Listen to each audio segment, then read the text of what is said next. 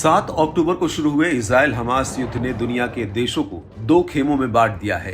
एक इजराइल की तरफ खड़ा है तो दूसरा फिलिस्तीन के पाले में है।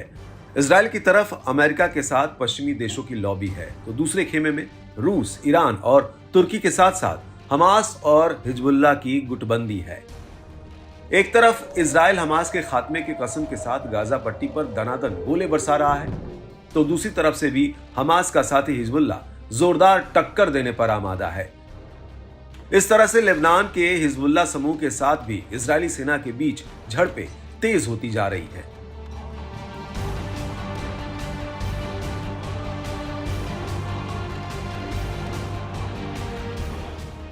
पांच नवंबर को दक्षिणी लेबनान में इजरायली हवाई हमले में एक महिला और 3 बच्चों की मौत के बाद से हालात आक्रामक बने हुए हैं।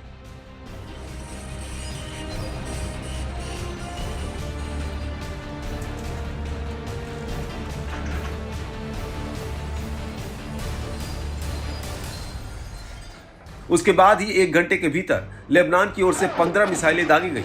लेबनान इजरायल सीमा पर बढ़ रहे तनाव के बीच बुधवार को लेबनान के अन्य क्षेत्रों की ओर से 20 से अधिक रॉकेट दागे गए हैं। हिजबुल्लाह ने किरियत शमोना की ओर से रॉकेट हमले की जिम्मेदारी ली है। अब ऐसे में इजरायल भी कहां रुकने वाला है। आईडीएफ यानी इजरायल डिफेंस फोर्स ने रॉकेट हमले का जवाब तोपखाने के बरसते गोलों से दिया, जिसमें हिजबुल्लाह के ऑब्जर्वेशन पॉइंट समेत कई जगहों को निशाना बनाया गया। इजरायल के जरिए गाजा पर लगातार किए जा रहे हमले, जिसमें आम लोगों की भी मौत हो रही है, उसको लेकर दुनिया के कई देशों ने आवाज बुलंद की है।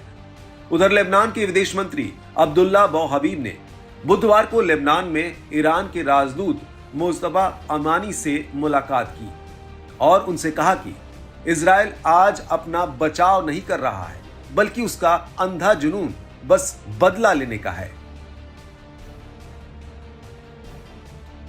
हमास के इजरायल पर हमले से शुरू हुआ ये युद्ध अब बड़ा रूप लेता जा रहा है।